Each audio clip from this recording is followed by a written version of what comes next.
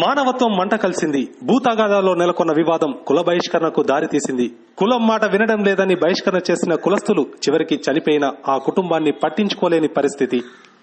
సిద్దిపేట జిల్లా అక్బర్పేట భూంపల్లి మండలం బొప్పాపూర్ గ్రామంలో బండమీది సాయిలు అకాల మరణం పొందారు. ముందుండి అంత్యక్రియలు చేయాల్సిన కులస్తులు ఆ ఇంటి వైపే చూడకపోవడంతో కుటుంబ సభ్యులు కన్నీటి పర్యంతమయ్యారు.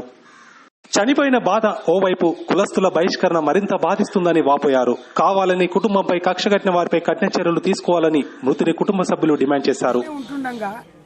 మా ఊర్లో 2 సంవత్సరాల నుంచి గవ్వల రామస్వామి అనే మాదిగ వ్యక్తిని అందరు కలిసి కుల బహిష్కరణ చేసిండు.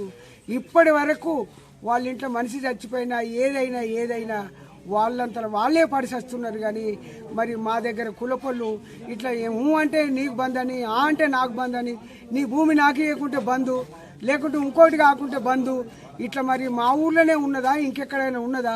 ఇది మరి ఎక్కడ కూడా మన తెలంగాణలో జరగొద్దని చెప్పి నేను అందరినీ పాదాభివందనాలు చేసి వేడుకుంటున్నాను. ఒక ఎల్క చనిపోతే అసొంటిది మనం దాన్ని తీసేసేదాకా మనకు మనసున పట్టది. అంటే ఇదని తీసి అక్కడ పారేయాలి ఒక పక్కన అన్నట్టు మనం అనుకుంటాము.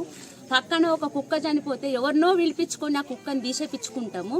అట్లాంటిది ఒక మనిషికి మానవత్వం లేకుండా ఈ విధంగా ఈ గ్రామ సభ్యులు, ఈ గ్రామ కులస్తులు పగబట్టినట్టు చేయడము ఇది కరెక్ట్ కాదు అని నేను అనుకుంటున్నా. దానికి మీరు ఎలాంటి న్యాయం చేకూరుస్తారో, ఇట్లాంటిది ఈ గ్రామంలోనే ఉందా, ఇంకా వేరే గ్రామంలో కూడా ఉందా? ఒకవేళ ఇట్లాంటిది ఈ గ్రామంలో కాకుండా ఇంకా వేరే గ్రామంలో ఉన్నా ప్రజలు మారాలి. అన్ని విధాలుగా మారుకుంటూ వస్తున్నప్పుడు చిన్న గ్రామాలలో ఎందుకు ఇట్లా కుల వ్యవస్థను అడ్డు పెట్టుకొని మారుతలేము?